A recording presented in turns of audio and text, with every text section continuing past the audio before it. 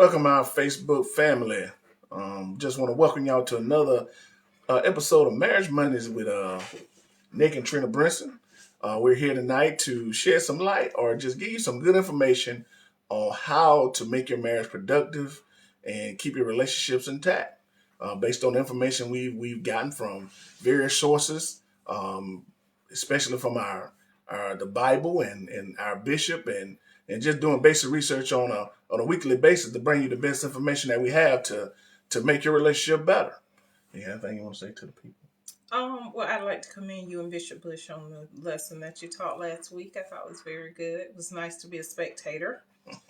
I couldn't watch it in real time. The place where I was, the signal just happened to be weak in that moment. I was in a restaurant, so I had to go back and watch it later. Right. But I certainly enjoyed the lesson. I thought it was very good.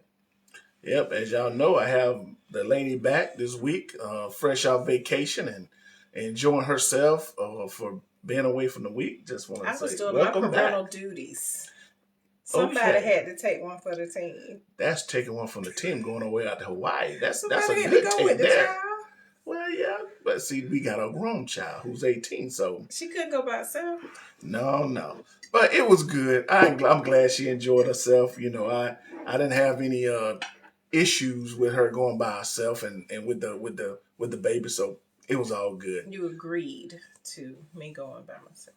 But you didn't. I didn't have any issues with it, did I? Did I? You didn't. I just wanted to reword it in a positive way. Oh, okay. I just want to, we're gonna be honest with the people. And we just appreciate let you know. the support. Yeah. So with that said, we just want to welcome y'all to Marriage Monday, and we just would like to thank our pastoral team, the First Lady and Bishop Finest Bush for still continually to support us as we go forward with this effort that the church has presented us with. Mm-hmm. And we just want to thank y'all for tuning in every week, for allowing us to have the time and just giving us your time to give you some information that may actually improve your relationship. Yeah, I do want to add that we do get what's the right word? Comments, verbal comments, in addition to the written comments, that people are appreciating the lessons, and what we appreciate a lot. We appreciate those comments, and we appreciate the fact that other church ministries are finding value in it as well. So we just want to encourage you all to share these messages, these Facebook Live events that we're having. And I do see when I go back that a lot of times we do have quite a few shares.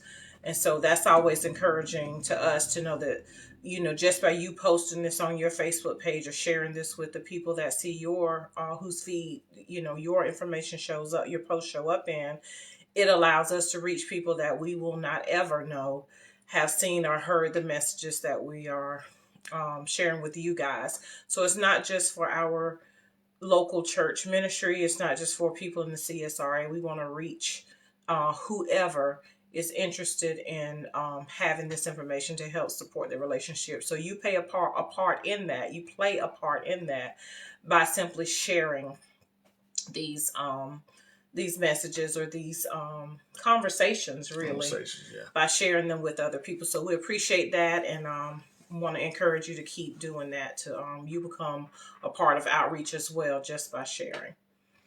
Yep. And we don't know whose marriage really needs this information. I mean, we can all benefit from it, but you just sometimes never know how important a simple word of encouragement can be at the right time in a person's life. So that's God's business, to get the message out, but we are his hands and feet, and we can help to outreach to others in that effort. All right. And we just want to continue to thank y'all for tuning in and just giving us your time, because that's one thing you never get back is time. And we're going to use it to the best of our ability while we have it. So tonight's lesson is building a stronger marriage. And it comes from birthplace out of the series of How Strong Is Your Strength that our bishop is preaching right now. And for some of you that have not tuned in to the lessons or really don't know what we're talking about, we're going to give you a little synopsis of what the lesson is about. Mm-hmm. Just a very brief to give you an understanding, so we're all on the same page. The lesson that our pastor, Bishop Bush, is teaching us: how strong is your strength? And yesterday's lesson had the subtopic of overcoming whatever is coming. And that's where we're coming from today, is we want to talk about how to overcome whatever is coming, whatever challenge you may come to. One of the primary points of this lesson is that your spirit mind has the ability to visit tomorrow today. And what we mean by that is that your mind has the capacity to psychologically envision or visit, think about, imagine, all those words that fit in that are synonyms for that. But your mind has the ability to create or to revisit things that can happen in the future, sometimes based on what has happened in the past. Mm-hmm. But the ability of the mind is to even create solutions to those problems that you can apply those solutions in the future when that experience becomes a reality again. Right. Okay, I hope I said that well. So that's really the crux of what we wanted to share with you guys today. And our lesson is give you some real life strategies of how you can allow your mind to meet together, because you are a couple. So we want to talk about how you can think about maybe familiar situations or past failures, or whatever situation you can fathom that has potential to be a problem for your relationship. If you work on that now before you have an issue, Mm-hmm. and put some things in place, you strengthen your relationship so that when that issue comes up in real life, your marriage is strong enough to deal with it. It doesn't become a point, it doesn't catch you at a point of weakness. It catches you at a point that you have already built up strength in that area, so that when the problem hits, you already have reinforced that part of your relationship, and you have some safeguards and some boundaries and some systems in place to deal with that issue, because you thought about it before it became a reality. And that's why it's important. We've talked about having marriage mentors, and just thinking about what my wife just said just then is those mentors will give you a look into their marriages. So when you come to those points in yours, because the possibility of you encountering what somebody else marriages has encountered over the years is pretty high. Yeah, high possibility. You know, that's why those people can give you some guidelines when that happens. You can be in a position to not let it be so damaging to your marriage that you just call it quits. Mm-hmm. But you can get into a position where you can get in a good position to fight that together and come through it and be better for it on the other side. Yeah, because you're stronger. Right. You take the time to become stronger today, so tomorrow you're prepared and you're able to overcome. It doesn't damage you or your relationship. And one thing about it is, you know, if you think about measurements and think about what this statement means, an ounce of prevention is worth a pound of cure.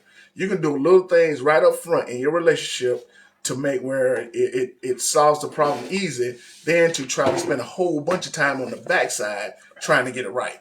Yeah. So, you know, do the little things up front so you don't have to do a lot of stuff on the backside to make the relationship go the way it should. So our first step will be plan to meet and discuss the topic. Show up, prepare, and pray up. Be prayed up when you get there.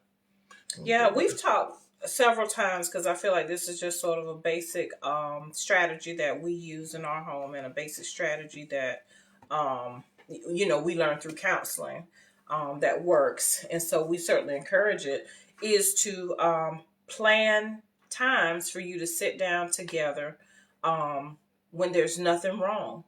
During those times when things are going well, during those times when emotions are even, and you can come and approach an issue level-headed, plan a time in advance to meet.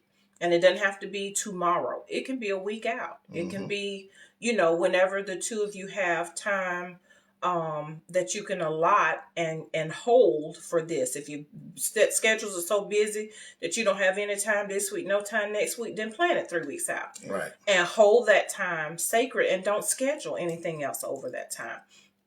Set aside that time that you can have uninterrupted, so where the two of you can actually discuss these issues. And probably for something like this, I would say at least 30 minutes to an hour. An hour might be too long even, depending on how much you want to try to cover and how well the two of you are at peacefully discussing points that could potentially be a problem. Right. Because you're there, this is a solutions meeting. You're there to come up with boundaries and solutions so that you can be prepared before the problem comes. Problems will come. Right. If you think that the right way to have a marriage is that you won't face any problems, you are deceived. You are. You can go ahead and know that is not a reality in anybody's world. You will have some issues to arise. How you go about handling those issues is really where the strength of your marriage comes in. Right. Is you need some systems in place. And one of those systems would be for you to sit down and meet together. Particularly when you have days or weeks ahead of that planning, take advantage of that time. Go ahead and spend some time individually. That's also where your marriage gets strong too. Right. Is each individual person strengthening themselves. You got to take care of yourself as a person.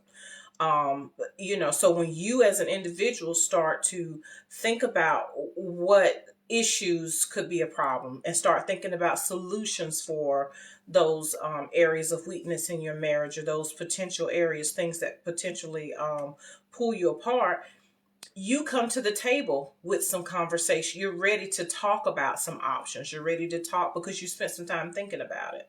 And so you come not just with the problem, but you come with ideas about solutions. Not that your solution is the only one, but you're coming with some ideas, hopefully more than one. Right. So, hey, Stephanie Marie. I thought I saw it say, hey, Auntie. Hey, yeah, baby. you cutie. That's what she put.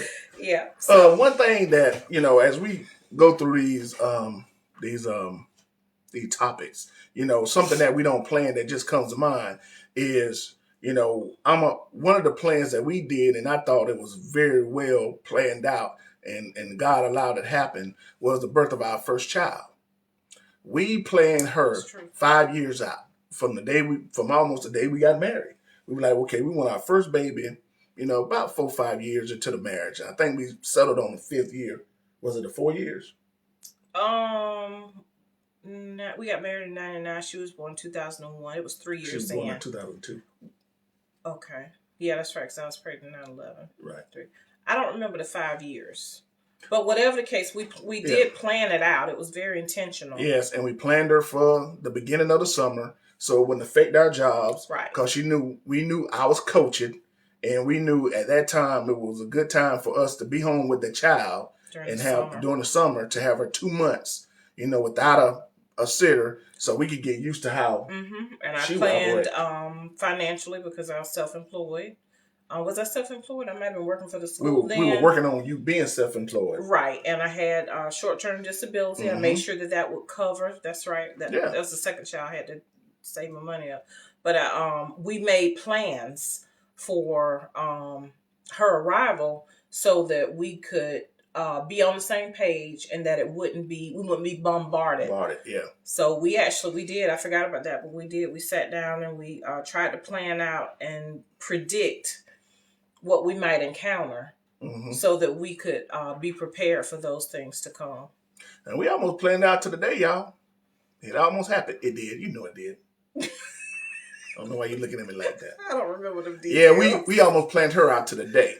So it was a God-given plan, but we brought something to the table. We brought our ideas, we brought the prayers, we brought everything that we thought of could actually hinder that time and could have caused us some issues in our relationship, because we didn't want to have her in the midst of a season, because that would have caused some agony for me, and we didn't want to have her in the midst of where it would have interfered with my wife making money. So we actually planned her for the summer.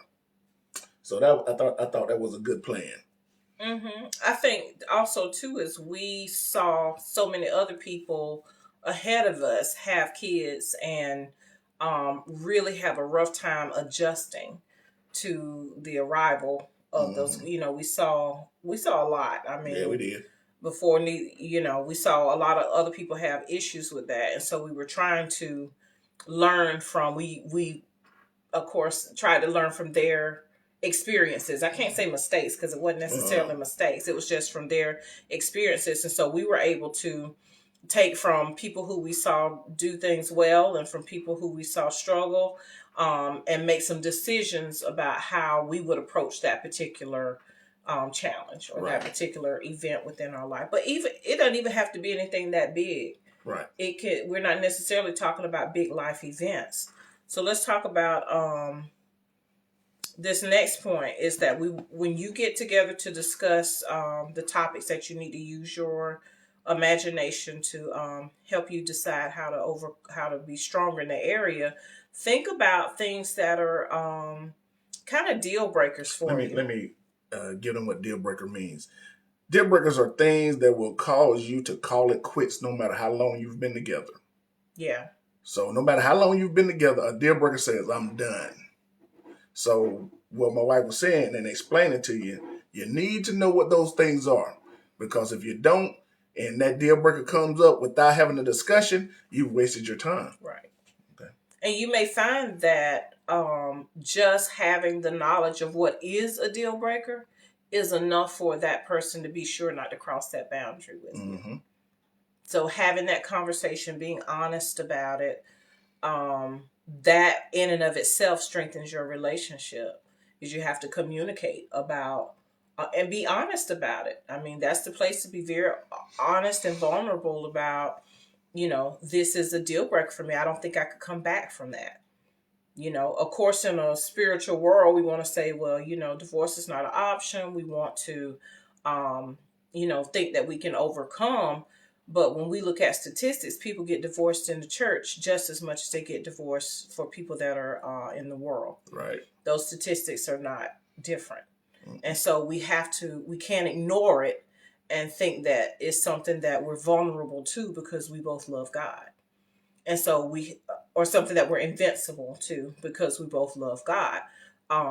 Being blind to something like that and not addressing it is probably much more dangerous than, what you think. If you think not talking about it is going to make it not happen, you're going to find that your marriage is stronger when you are upfront and open and honest with each other about what things will offend you to that point, about what those deal breakers, what you see as a deal breaker. Not saying it's right or wrong, just saying be honest and have that discussion so that your spouse knows where you stand, and not in a threatening way. No. You don't want to. That's not really the spirit of how you want to approach this. You're being very amicable in this exchange. This is an open, honest conversation so we can make our marriage stronger. It's not a time to threaten or try to intimidate your spouse. Mm-hmm. You just want to be honest. And also on a smaller scale, just be honest about those things that would make you pull away from or possibly repel you or make you not want to go towards your spouse. Right. So we talked about a few things that might help make that point a little bit clearer. Do you want to go? I've been talking for a while. Well, yeah. One thing that we talked about before I get to the list that we came up with. Well, let me go ahead and go over the list. Teasing. One by one, because we're about to get through them all. Teasing. You don't want to, if your wife or significant other doesn't enjoy teasing or being made fun of, don't go there. If they told you I don't do teasing, then don't do it. Just respect that boundary. Right. Because that can be something that can be thought light of by one person, but can be considered a problem by the other person. And if you're not on the same page, then that's something you just have to avoid. Right. People have different views on that, and you have to do what's right for you and your spouse, not just because you like to tease and joke around, if your spouse ain't feeling that, then you have to be respectful of that and know that that is something that can cause a wedge between you and put space between you rather than to pull you together. It actually repels you apart, especially if it's going unspoken. Right. Because, you may come from a family that do a lot of teasing and joking around, and the person that you get involved with does not. So that needs to be a respect thing when you are talking about what could be a deal breaker, a possible deal breaker for you. Another one, hygiene. We've talked a lot about hygiene as far as our bishop. He does not like strong smells, and he's talked about he don't like to be around people with strong odors. So and we talked about it too. And the example that we talked about, not necessarily body odor, but the fact that I used to love wearing cologne. You know, I was that obsession, passion guy that used to spray it all over himself and light up the whole room when I walked in. You knew it was me. But my significant other, I'm your wife. My significant other, and my lovely bride does not like the smell of cologne. That's not true. She didn't like the ones I picked out because the smell was so cheap. Passionate obsession is not cheap. I don't care. They smell cheap to me. To me. Okay. Anyway, so what we came up with is I was like, well, buy me a cologne that you like. So, and we actually worked it out. So, I didn't wear cheap cologne, y'all. I didn't say it was cheap. I say it smelled cheap to me. I just have a strong sense of smell. After I've had kids, my extreme sense of smell never went away. Mm-hmm. My baby girl said, "Don't do my uncle."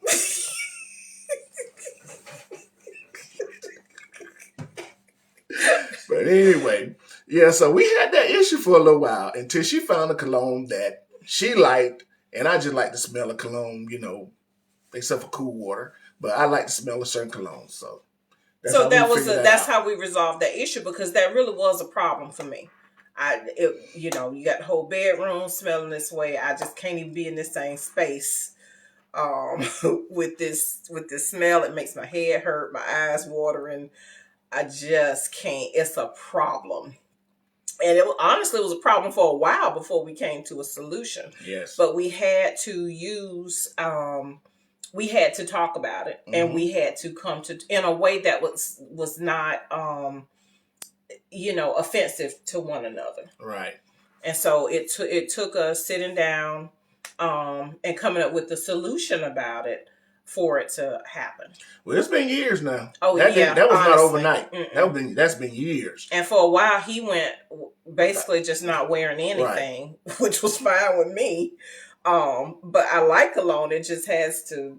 I like what I like, and right. so I had to. I don't typically shop for perfumes or colognes just because the fragrances are so much. So I had to make an effort to look for some colognes that I liked for him. So, and he was easy to please. And so we came to a happy medium. We got a scent that both of us enjoy. Right. All right. Moving on.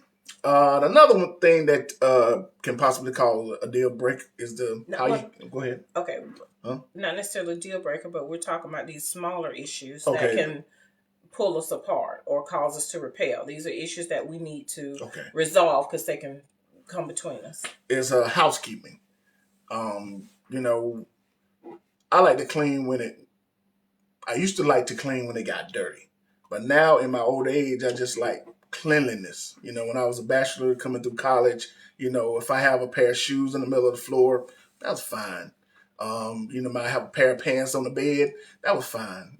Closet is a mess because I done threw stuff around in there, that was fine. That was not fine for my wife. Mm-mm. Because she was neat and tidy as we came through our college years. But as we've grown together, I become a little bit more neat and tidy. And I become a little less tidy. Mm-hmm. It's a happy medium, I think. But both of us, and we definitely do not like personal undergarments on the floor, just left there. that's one of those things. Let it be like, why did you do that? Well, But I think the biggest point is that we had to come to a place of agreement around housekeeping, so that we can be on the same page and so that we can coexist together and both be happy with the environment. I've known people who get frustrated because the environment is not clean, and so they just constantly clean it, but they're bitter and angry and aggravated with the fact that they have to be the one to do it. Meanwhile, the other person just content to keep behaving the way they behave, or maintain the level of housekeeping that's comfortable to them. And the other spouse is salty about having to clean up behind them. That's not peace. You have to be verbal and you have to communicate with each other so that you can come to a happy medium, so that you can both be happy with where it is. And that can be achieved by having a conversation around it. Sitting down, talking about it, being honest, not being judgmental, not being demanding that it has to be your way. That's not really the issue. I saw something scroll by about OCD. I didn't read the whole comment. I just saw OCD. Oh, that was Rhonda. She said, "I'm very OCD and I'm trying." And that's kind of the point, Rhonda, is that it is worth trying, because it's not fair to just impose on the other person when they're not willing to go to that level of standard that you want them. Because you got to remember, it's their home too. Right. And so, and it's about the two becoming one. And so you do have to, like I say, I've definitely have relaxed some of my rigidity with clean, because my motto is keep it clean and you'll never have to do any deep cleaning. I never want to spend my whole day cleaning or have a whole bunch to clean at one time. I don't mind cleaning a little bit every day, but I'm not putting on a house dress and a scarf and scrubbing the house down all day. That's not in my DNA. And see, one thing about it too is, even with her want to clean a lot, I never got in the way of cleaning. She just wanted my help because I was a major contributor of making it dirty. And I don't want to clean up behind you all day, every day. That's not what I want to do either. I want us to both be happy in the space. But there had to be some give and take. I can't demand that you keep everything perfectly in order all the time. That's not fair. Right. But it's also, I'm not happy with things being out of place until once or twice a month when you get ready to clean it. And that's a very true statement. Yeah. And so that was really what we had to contend with. He was fine doing a big cleanup. He didn't have any problem saying, all right, we're going to spend Saturday morning. We going in with both elbows. We're going to clean it. I got this big old bucket. And then how you are. I got this bucket. I bought some grease lightning. That's right. I get busy when it's time. And I'm looking like, that ain't how I want to spend my weekend. And about 2 hours into it, she's just like, I'm done. I'm done. I'm not doing this all day. I'm done with that. Mm-hmm. And guess what? My mind says, okay, I got to finish what I started. And normally I do. But I tell you what, it was really easy for me to relax back into that state where I could just lay it across the bed again and do this. But I saw the benefit in just getting it done over a period of time, like my mom tried to tell me to do, as she was raising this young man, but I wasn't hearing it back then. But I got to hear from this lady I'm going to spend the rest of my life with, so I decided to give it a little better effort. But did I pressure you about it? No. It was me making up my mind to do it. That's the motto. You can't change a person. Right. You let that person change themselves. And sometimes your example can be the reason that person changed. Well, and the conversations. I mean, we had some very honest conversations about, how we're going to go about maintaining our space or keeping it clean. Mm-hmm. And so that, just like we're telling y'all, just planning to meet and discuss these things when it's not an urgent problem, but to just talk about those things when you plan to sit down and have that type of discussion.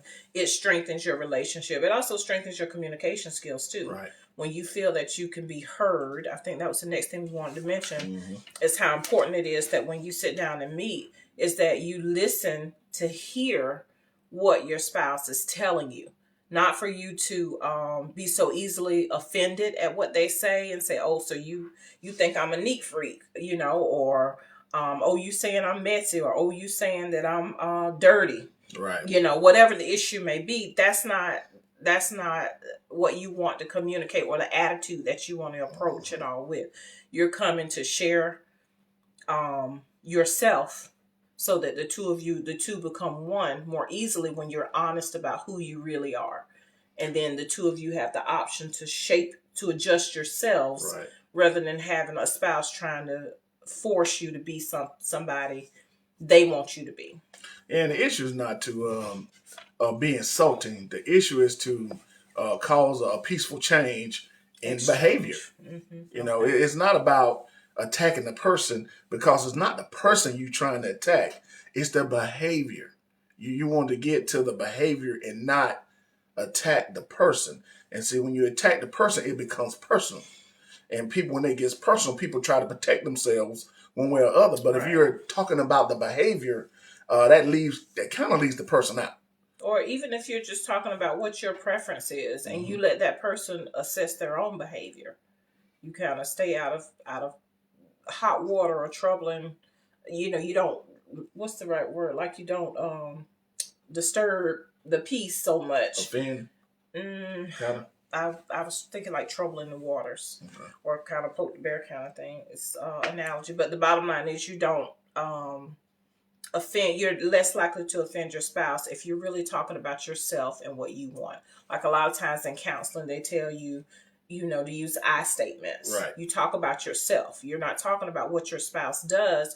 You're talking about what you prefer, what is ideal to you.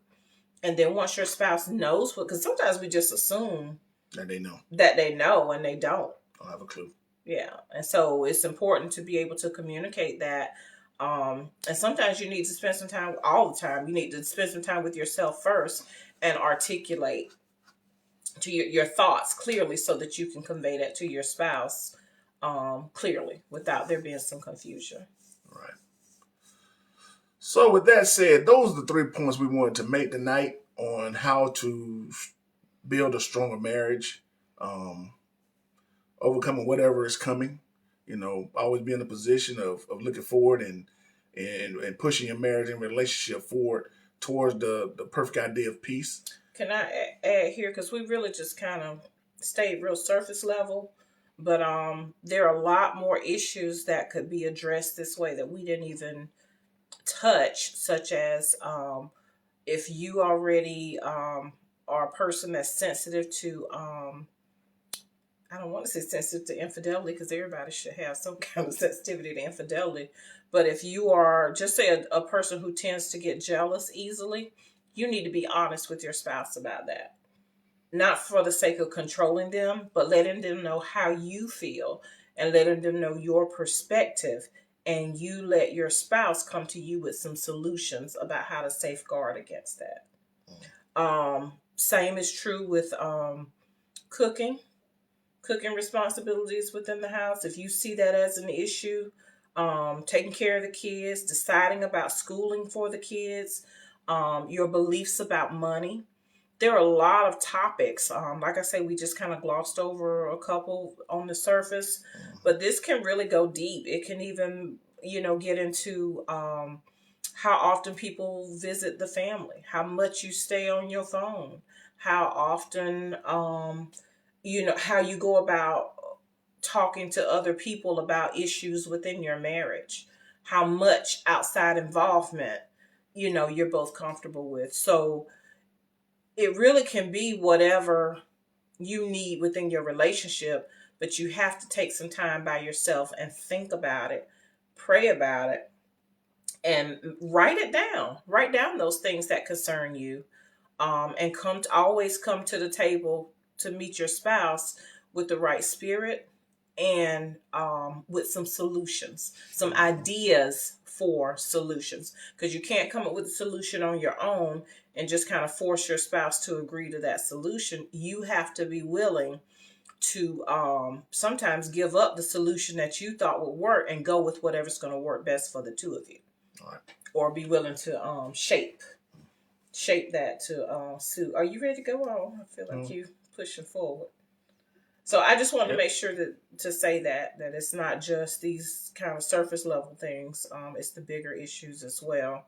This can work. The bottom line is to meet. Yeah, it's basically, implement the three things that we came up with, and they can fit in a situation you just about encounter in your marriage. And like we always make the disclaimer, we don't address every problem, but every problem can be addressed within your marriage, and you can figure out how to get through that problem so you can help somebody else that may actually um, be be going through it.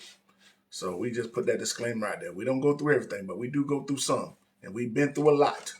So that's why we can come over here and give you some good ideas about how to make your marriage move forward and be strengthened towards that place called perfect peace. So with that said, any closing remarks? Are you done? With that said, we want to thank y'all for joining us tonight. From the lady who's back from Hawaii and the coach, we love you.